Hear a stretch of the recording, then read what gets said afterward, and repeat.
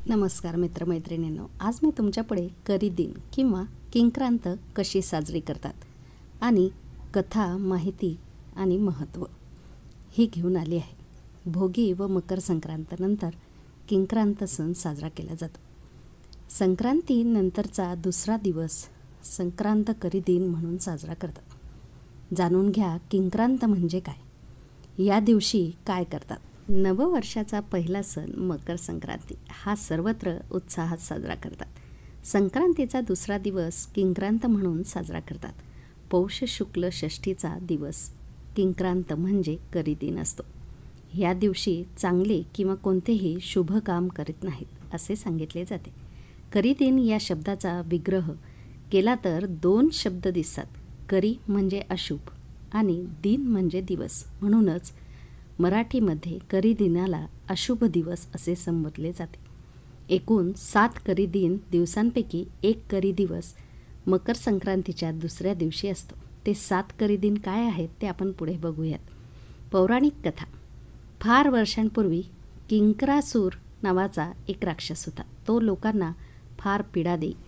त्याला मारण्यासाठी देवीने संक्रांतीचे रूप घेतले. या संक्रांती देवीने कंकरासुराला ठार केले आणि लोकांना सुखी केले.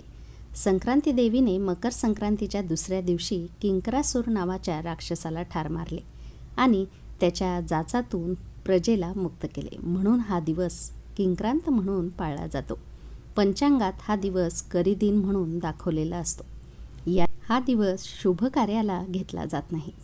तर किंक्रांत कशी साजरी करतात ते बघूया. भारतीय संस्कृतीमध्ये करी दिन हा एक महत्त्वाचा दिवस आहे. या दिवसाला शुभ दिवस म्हणून ओळखले जाते आणि या दिवशी लग्नकार्य, नववस्तू खरेदी, समारंभ, मुंज तसेच इतर शुभकार्य करणे टाळले जाते. बऱ्याच ठिकाणी या दिवशी स्वयंपाकात घरामध्ये भाजी कापणी केली जात नाही व माणसं बाहेर जाणे टाळतात आणि मुख्यतः ते घरातच राहतात. करी दिनाच्या दिवशी कोणतेही शुभ कार्य केले तर ते अपूर्ण राहते. किंक्रांतीच्या दिवशी स्त्रिया हळदी कुंकू समारंभ साजरा करतात. या दिवशी स्त्रियांनी शेणात हात घालू नये असे सांगितले जाते. किंक्रांतीला भोगीच्या दिवशी केलेली भाकरी राखून ठेवली जाते आणि ती शिळी भाकरी खाल्ली जाते. केर कचरा काढण्यापूर्वी वेणी घालावी असे सांगितले जाते. तसेच दुपारी हळदी कुंकू करतात. अशा काही प्रथा किंक्रांतीला महाराष्ट्रामध्ये पाळल्या जातात. तसेच या दिवशी बेसनाचे धिरडे किंवा मिक्स पिठाचे धिरडे करून खाण्याचीही प्रथा आहे. दक्षिण भारतात किंक्रांतीचा दिवस मट्टू पोंगल म्हणून साजरा करतात. या दिवशी गाई बैलांना स्नान घालून त्यांच्या गळ्यात फुलांच्या माळा घालतात. त्यांच्या शिंगांना बेगड लावून त्यांना सजवतात. गुरांना दुपारी गोडधोड जेवण घालून दिवसभर त्यांना मोकळे सोडतात. या दिवशी त्यांना पूर्ण मुभा दिली जाते आणि त्यांच्याकडून कोणत्याही प्रकारचं काम करून घेतलं जात नाही. संध्याकाळी त्यांची गावातून मिरवणूक काढतात. त्यानंतर नृत्य गायनाचा कार्यक्रमही केला जातो. करी दिनाला काय करावे आणि काय करू नये. चांगल्या कामाची सुरुवात करू नये. लांबचा प्रवास टाळावा. देवाची पूजा करून गोडधोडाचा किंवा गुळाचा नैवेद्य अर्पण करावा. करी दिनाच्या दिवशी आपण कोणाशीही भांडणतंटा करू नये. तसेच काही नवीन खरेदी करणार असाल तर ते टाळावे. सकाळी लवकर उठून देवपूजा करावी आणि साफसफाई करावी. या दिवशी दान करावे आणि घरामध्ये स्वच्छता ठेवावी. शक्य असल्यास चाकू, सुरी अशा धारदार शस्त्रांचा उपयोग करणे टाळावे.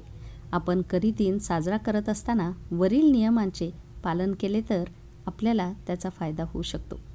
तर मन शांत ठेवा. शांतचित्त ठेवून सर्वांशी आदराने वागावे. कुलदैवताची व देवाची पूजा तसेच नामस्मरण करावे. नामजप करावा. वर्षातून एकूण 7 दिवस करी दिन पाळला जातो. तर नंबर 1 मकर संक्रांती करी दिन. मकर संक्रांतीच्या दुसऱ्या दिवशी येतो. नंबर 2 होळी करी दिन. होळीच्या दुसऱ्या दिवशी साजरा केला जातो. नंबर 3 ग्रहण करी दिन. चंद्र किंवा सूर्यग्रहणच्या दुसऱ्या दिवशी साजरा केला जातो. नंबर 4 उपनयन करी दिन. उपनयनाच्या दुसऱ्या दिवशी साजरा केला जातो. नंबर 5 भाद्रपद अमावस्या करी दिन. भाद्रपद अमावस्येच्या दुसऱ्या दिवशी साजरा केला जातो. नंबर 6 भाऊका अमावस्या त्यानंतर येणारा दुसरा दिवस. नंबर 7 वैशाख अमावस्येनंतर येणाऱ्या दुसऱ्या दिवशी करी साजरा होतो. तर मित्रांनो, तुम्हाला ही कथा माहिती कशी वाटली ते नक्कीच सांगा आणि हो, लाईक आणि शेअर करायला अजिबात विसरू नका. RD स्टोरीजला सबस्क्राईब करा. पुन्हा भेटूयात उद्याच्या गोष्टीमध्ये.